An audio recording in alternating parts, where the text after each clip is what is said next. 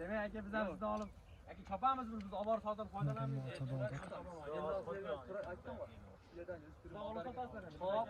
Chop, sizlarga yaxshi ulag'anda qashqar qo'ysa shart chop. Vallahi aka men shuncha aka 200 Matnot so'rovlar ko'gat sadasi. Negiz o'zi 200 ming TL ga yaxshiroq garantiya yo'q. Garantiya emasmi? Qo'rqmaylar sizlar. Nere aka?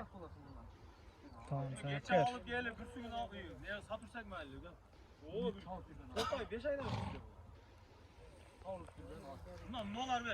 Mana nikalar Bir sağa koydum. son bo'lsa 200 deb turib sura deb qo'ymoqchi bo'lmaydi. Oho, seni qiynayapsan-chi.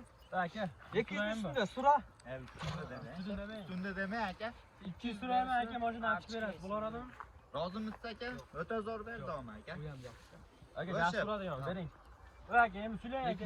Üstünde olsa 200 sura beradi. Olmay qo'yasan. Aka 200 bereli aka. İnsanlar bir 48 adam turadi yan burada. Satılıyor. 200 ming Bir Nonaydan qo'ygan yerim var başkan. 215 ming so'm bo'lsa ertaga uloq boradi. O'sha yerda chaqib ko'rib, jaqsa olasın, jaqmasa tashlab atdi. Deme aka. O'shanda aytib qo'ygan so'zim bor başkan. Burada tutam.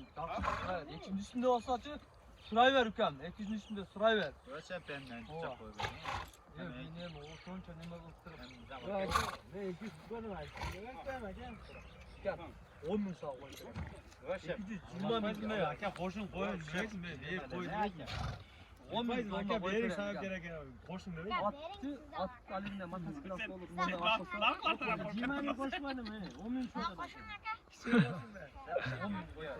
bering 200. Ya 10 ming aka. 30 ming tushirib.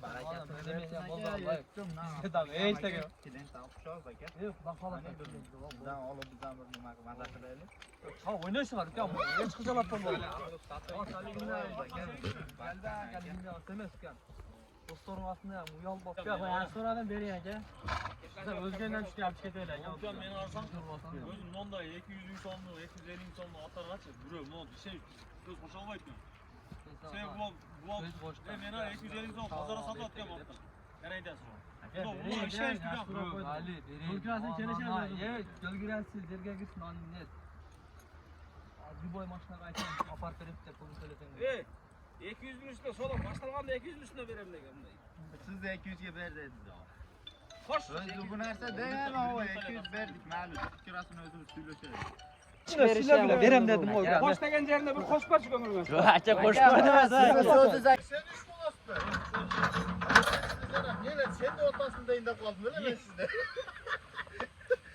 Yaşına görünüp gözün yine sen de ortasında indi kaldın öyle değil mi? Siz sana. Hayır.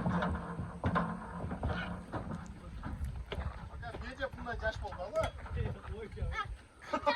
Atınız gibi ne kadar? Nereden sayar? Atınız gibi.